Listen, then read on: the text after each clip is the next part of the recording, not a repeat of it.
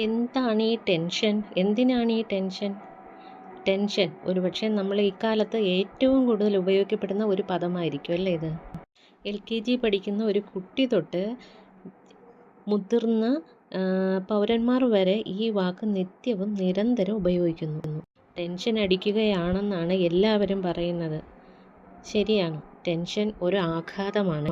സ്വസ്ഥമായ ഒരു ജീവിതത്തിൻ്റെ ഒഴുക്കിനെ തടസ്സപ്പെടുത്തുന്ന ഒരു കനത്ത ആഘാതമാണ് ടെൻഷൻ. ഓരോ കാലഘട്ടത്തിലും ഓരോരോ കാര്യത്തിനായിരുന്നു ടെൻഷൻ. പണ്ടൊക്കെ കാലത്ത് പ്രകൃതി ദുരന്തങ്ങളും പട്ടിണിയും മഹാമാരികളും ഒക്കെ ആയിരുന്നു മനുഷ്യൻ്റെ ടെൻഷൻ. ഇപ്പോഴാണെങ്കിലോ ആധുനിക മനുഷ്യൻ്റെ സംഘർഷിതമായ പുതിയ ജീവിതശൈലിയാണ് അവൻ്റെ ടെൻഷൻ. ഭാരിച്ച സിലബസുകളും മത്സര പരീക്ഷകളും പരീക്ഷാ പേടി ഇതൊക്കെയാണ് കുട്ടികൾക്ക് കൊടുക്കുന്ന ടെൻഷൻ എന്ന് പറയുന്നത്. കൗമാര കാലഘട്ടത്തിലാണെങ്കിലോ മാനസികാവസ്ഥയിൽ കുട്ടികളുടെ ആശ്വാസം തേടുന്നത് ചിലപ്പോൾ മദ്യത്തിലും മയക്കുമരുന്നിലും ആത്മഹത്യയിലും ഒക്കെ ആയിരിക്കും. IT രംഗത്ത് ചെറുപ്പക്കാരാണെങ്കിൽ പലതരത്തിലുള്ള മാനസിക സംഘർഷങ്ങൾക്ക് വിധേയരാകുന്നു അല്ലേ?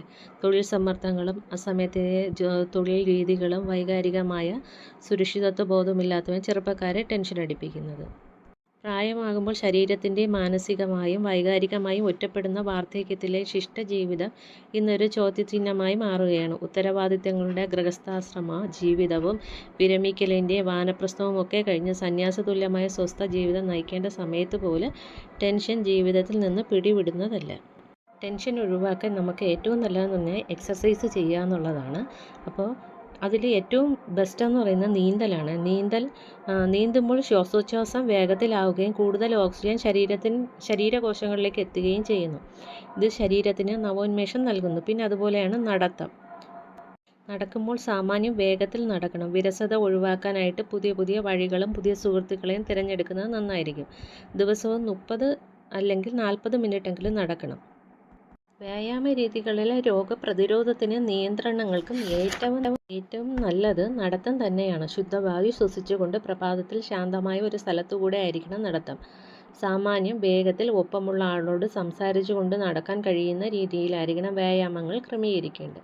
കിതപ്പ് മൂലം സംസാരിക്കാൻ പറ്റാത്ത അവസ്ഥയിലേക്കൊന്നും നമ്മൾ വരരുത്. തല ഉയർത്തിപ്പിടിച്ച് തോളുകൾ സ്വാഭാവികമായും സ്വതന്ത്രമായും ചലിപ്പിച്ചുകൊണ്ട് കൈകൾ വീശി നടക്കണം. നമ്മുടെ ടെൻഷൻ പെട്ടെന്ന് കുറയ്ക്കാൻ ശ്വസന വ്യായാമം, അതായത് ബ്രീത്തിങ് എക്സസൈസ് നന്നായിരിക്കുക. മൂക്കിലൂടെ ശ്വാസം ശക്തമായും ദീർഘമായും അകത്തേക്ക് വലിച്ചെടുക്കുക. വളരെ സാവധാനം ശ്വാസം പൂർണ്ണമായും പുറത്തേക്ക് വിടുക. ടെൻഷൻ പുറത്തേക്ക് ഒഴുകി പോകുന്നതായി തോന്നും. 5 തവണ ഇതുപോലെ ആവർത്തിക്കുക. ഓക്കെ.